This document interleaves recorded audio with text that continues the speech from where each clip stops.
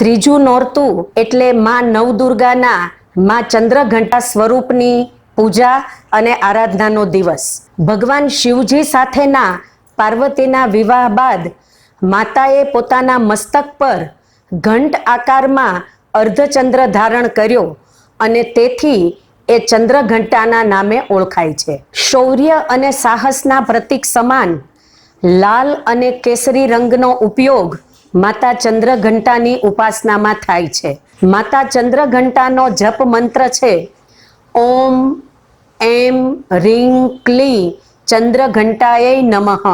પિંડજ પ્રવરારૂઢા ચંડકોપાસ્ત્ર કૈર્યુતા Prasadam તનુતે મહ્યમ ચંદ્રઘંટેતિ વિશ્રુતા.